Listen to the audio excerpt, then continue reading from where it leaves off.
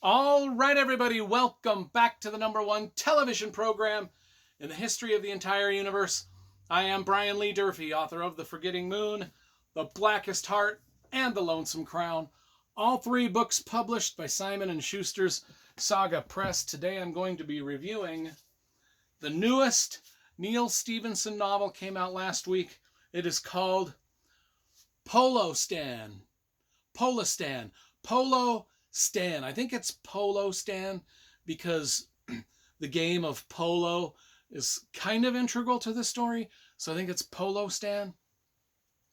Anyway, let's talk about the cover first, because you know I love graphic design and cover illustration. This one's all right. It's got kind of this brutalist, communist, socialist sort of design to it. And then on the inside, of course, it even gets more brutalist and communist design. I guess it's an actual sculpture from somewhere over in Polostan. I don't know where this is at. But anyway, Neal Stephenson, one of my favorite authors of all time. If you've watched my top 10 favorite authors of all time video, probably saw him finish in the top 10. I do have all of his books over here. We'll pan through the library a little bit. I've got my entire Neal Stephenson collection right there. Is it there or there? No, that's my guy Gabriel K. This is my Neal Stephenson right there. Got them all. Now, most of Neal Stephenson's books are enormously huge, you know? I mean, most of them are like 1,000-page tomes. This one's a thinner one.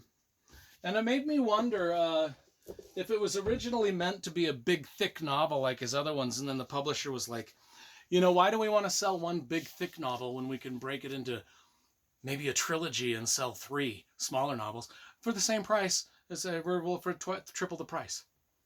I don't know. I don't know if that's the thing.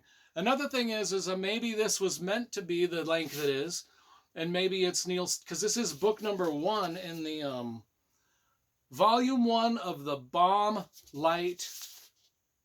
It doesn't say trilogy. It doesn't say anything. Maybe it's going to be just an ongoing thriller series like James Bond or something. Because it is kind of a thriller novel, but set back in pre-World War II. It's about a girl named Dawn who's grown up sort of in both Russia and in America because of her parentage. Her lineage takes her to both places quite a bit. And so she's got the Russian side of her, the socialist, Marxist, communist side of her, and then the capitalist side of her from America. And Neal Stephenson mentions that a lot, about the differences between the two, all the types of governments. And there is one line that I remember from the book, which was she comes from America via, I mean, she leaves from Seattle or San Francisco, I can't remember, and she goes across the Pacific Ocean and ends up on the far east coast of Russia, and she takes a train all the way, you know, into the main parts of Russia, which through Siberia over to St. Petersburg, Moscow area. Anyway, she's talking to this Russian guy, and he's like, well, why are you back in Russia? And she's like, well, America sucked. And what did she say? She said, well, I like this place better than America. And the guy goes, well, America must really suck. And she's kind of like, well, it sucked for her, not because of the governments that she was living under in America. It sucked for her for a lot of other reasons, which I won't get into and which I won't spoil. But anyway, I was taking notes, and then I realized all the notes I'm taking are kind of matching the jacket copy. So let me tell you, this is a spy novel, or it's kind of like, it's not really a spy story yet. This is the book that kind of explains why someone might become a spy just based upon their situation that they grew up in, because we get to see this girl through flashbacks to when she's a kid in America and a kid in Russia, and then we get to see her present day where she's 18 years old in this book. Throughout most of it, she's just an 18-year-old girl, and she's being sort of semi-recruited into some things. But I'm going to just read the back. So, The Bomb Light Cycle, that's what it's called. Don't know whether it's going to be 3 books or 25. Who is Dawn Ray Bjornberg? Born in 1960 to an American radical and a Russian revolutionary, is she a teenager raised by a clan of cowboy anarchists on a polo pony ranch in Wyoming? I don't know, is that really what she is? It seems to be part of her personality as you read through. And she talks about it quite a bit.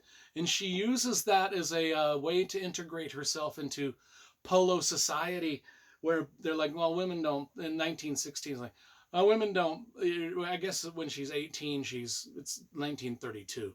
But she uses her talents as a polo player to kind of integrate herself into some parts of society where they're like, well, women don't play polo. And then she goes out and she beats all the guys at polo. Okay.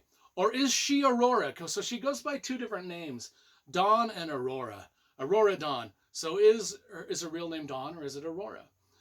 Or is she Aurora, named by her Leninist father after the famous battleship that started the revolution?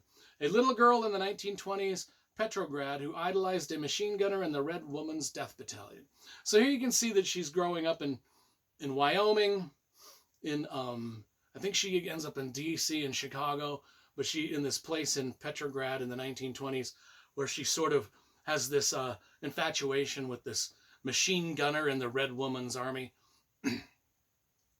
Now, or is Dawn / Aurora a gun runner in Depression-era D.C., crashing polo matches as her father's informant and dancing with a major named Patton. There's some historical figures in this too. While Papa claims, I can't read this for fucking shit. Okay, is she a gun runner in Depression-era D.C., crashing polo matches as her father's informant and dancing with a major named Patton, while Papa camps out with thousands of protesting World War I veterans?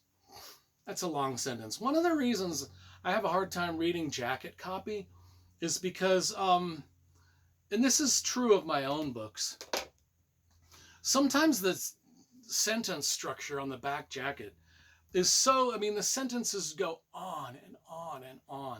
It's just hard to read. Okay. Does Aurora / Dawn turn heads as a tall, pretty cowgirl on the run at the 1933 Chicago World's Fair, hooking up with a horny teenager destined to become one of history's greatest physicists as he explains subatomic particles at a soda counter as foreplay? Again, that's one entire sentence.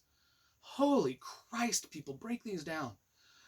It's making me angry now. It's on my books too. I did not write the jacket copy for my books. I don't know if Neal Stephenson wrote, but it's okay. Will she rise like a phoenix from the ashes of a North Dakota blaze to reinvent herself in remote Siberia only to attract the suspicion of the secret police?